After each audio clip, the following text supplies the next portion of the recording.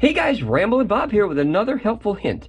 Okay, power stations. Do you guys have a power station where the DC port turns off on you? Like if you don't have enough energy, there's an automatic timer on it. I can tell you a trick on how to trick your system, trick it into thinking that something's still running so you can keep it active. So like, do you have one of those CPAP machines?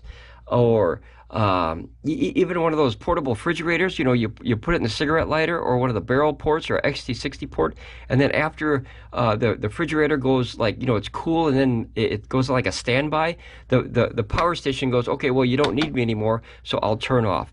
This is how to trick that. You get one of these, okay? All it is basically a Y adapter. It goes from one cigarette lighter to two.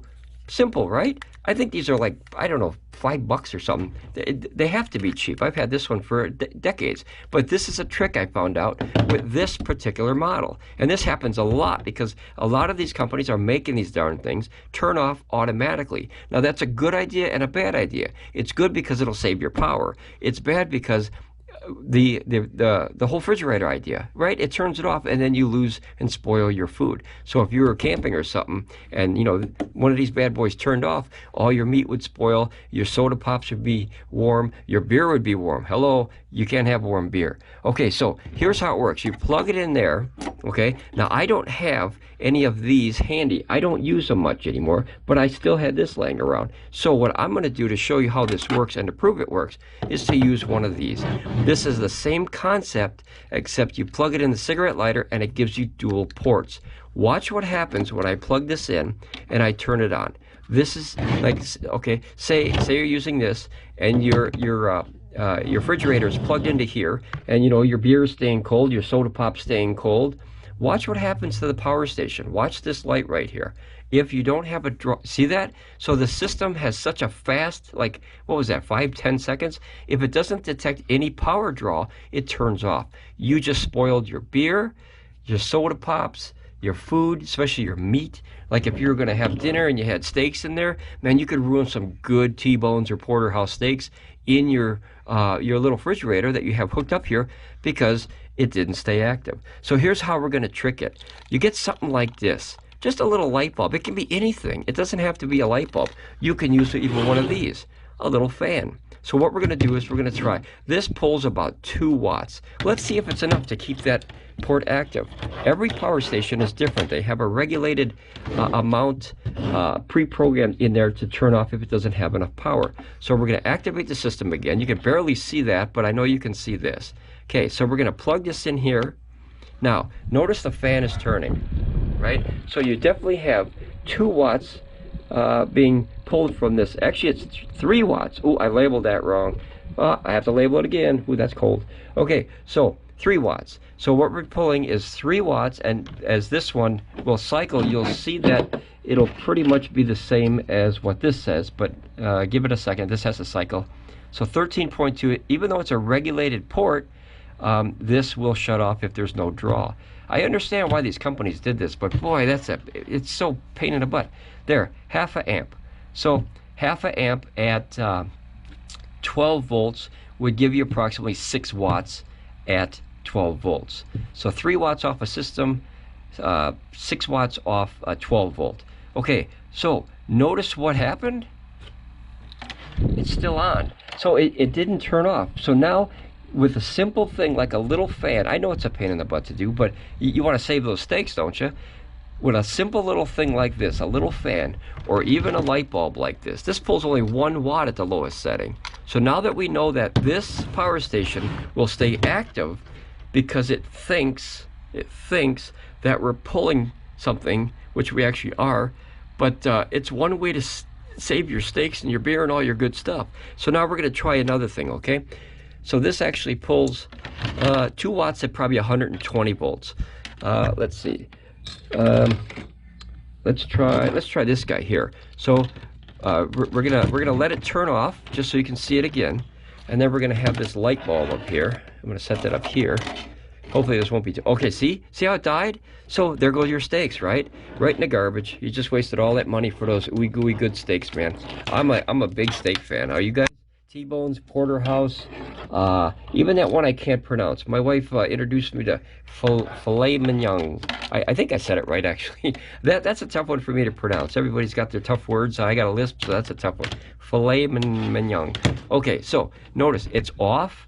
Here's the USB that we're going to plug into there. Let's activate this power port again.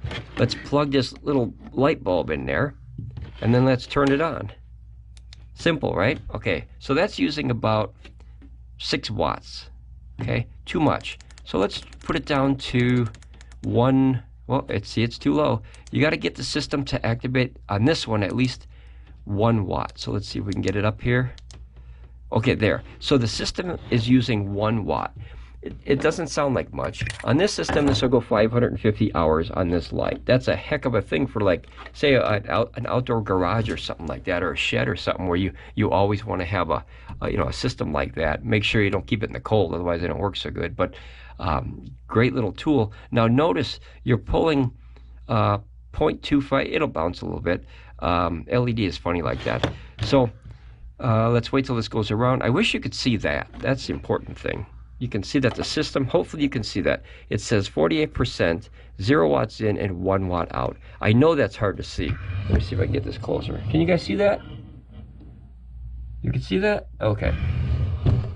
Just wanted to make sure. All right, so back to waiting here. Now notice we're pulling 1 watt out of the system. And this port now, it hasn't turned off, right? It hasn't turned off. This little 1 watt using energy light bulb, LED by the way, is literally saving your steaks. It's literally saving your beer, your soda, whatever you have in your cooler like that, you know, or God forbid a CPAP machine. You talk life or death situation. I don't recommend doing that unless you actually have to. Like say you were camping and you had to use something. That'll trick the system to keep it on. But I just wanted to give you guys a little helpful tip here, because this is a very simple thing. Like all systems have mods and tricks. This is a trick I don't think. Oh, look at that! It shut off. Good thing that I waited long enough. So what happened is, notice it lasted longer, but that wasn't enough power to keep it on a long time. So let's go again. Oh, that was perfect timing that it just happened to do that while I was yapping. Okay, turn the system on. And now we're going to keep it on high. I know that's kind of bright, guys. I'm going to turn that the other way. I know you can still see it's on, but boy, that sucker's bright in my eyeballs. Okay, that's another thing with LED lights, man. They're very direct and very bright. So now we're going to wait another 30 seconds to a minute if you want to hear me ramble long enough. Otherwise, you kind of get the idea, and I understand if you want to go. But if you want to hear me ramble more, I'll let it go, and then we're drawing 5 watts, and then we can test the system with a 5 watts. So notice this fan.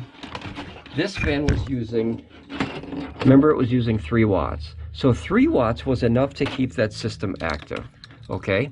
So now that we know that our cutoff for this machine, I thought it was 1 watt. I could have swore it was 1 watt, but boy, you never know. These systems are finicky.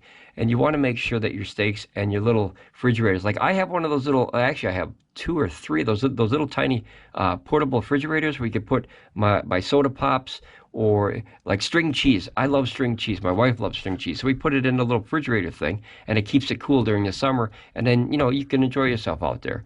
All right, so it's still on, 6 watts out.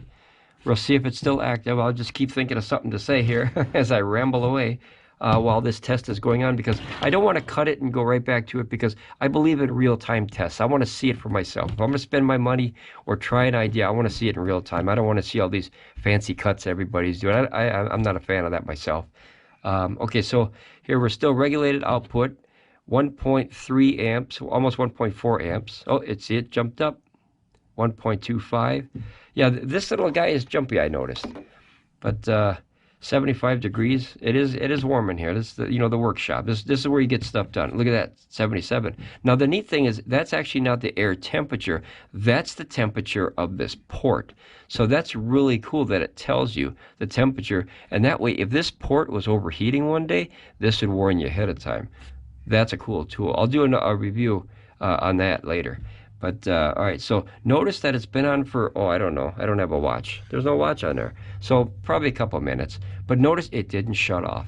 All right, I think the test was successful. thumbs up.